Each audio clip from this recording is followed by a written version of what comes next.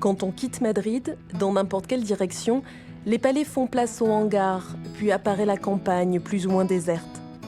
Sur la route, une ancienne publicité pour une liqueur représentée par un immense taureau marque la frontière avec l'Espagne rurale.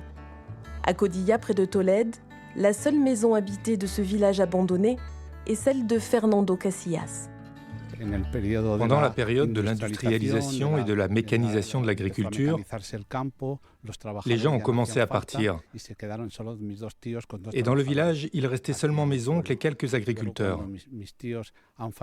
Quand mes oncles ont pris leur retraite, il n'y avait plus personne pour cultiver la terre et tout le monde est parti vivre à Madrid. Et vous ?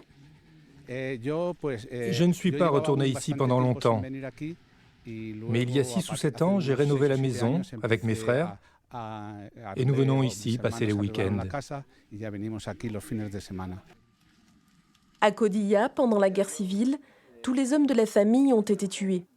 Il ne restait plus que les femmes qui ont fini par mourir à leur tour. Aujourd'hui, revenir ici est pour Fernando une expérience en demi-teinte. La plupart de mes souvenirs sont très heureux, donc je suis content quand je reviens. Mais ça me fait mal de voir à quoi ressemble le village aujourd'hui, les maisons en ruine. Le fait de voir l'église dans cet état me fait vraiment mal au cœur.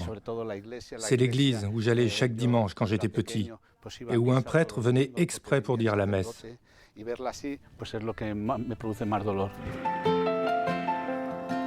Cette désertification se voit très bien la nuit depuis l'espace. D'un côté, la France et l'Italie, qui connaissent aussi le phénomène de dépeuplement des campagnes, ont une luminosité diffuse. De l'autre, la péninsule ibérique, où quelques villes seulement apparaissent comme des îlots de lumière au milieu de l'obscurité. En Espagne, seule la ville de Madrid et les zones côtières sont surpeuplées.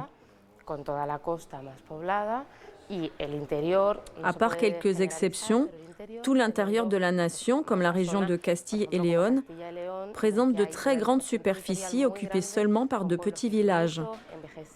En plus, ces territoires manquent d'infrastructures ou en ont vraiment peu. Il ne s'agit pas uniquement d'un problème espagnol. En Espagne, c'est plus marqué et répandu, mais il s'agit d'un phénomène mondial, impossible à gérer efficacement.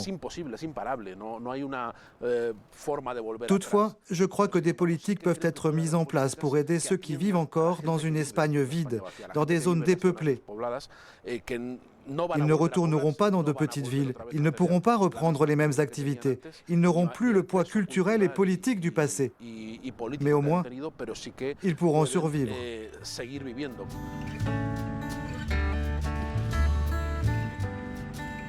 À seulement 1h30 au nord de Madrid se trouve Umbralero, un site parfaitement restauré, même si pendant certaines périodes de l'année, il ressemble encore à un village abandonné. Ici, on essaie de lutter contre le dépeuplement. Ici, nous organisons plusieurs activités en lien avec les traditions du pays.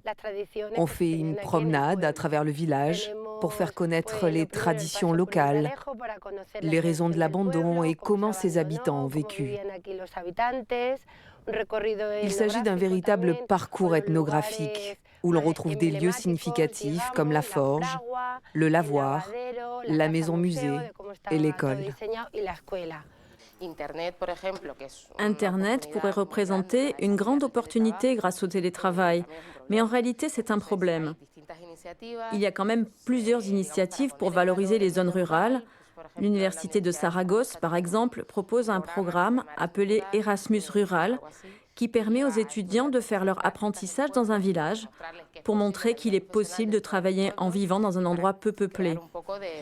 L'objectif est de créer un lien entre le monde rural et la ville.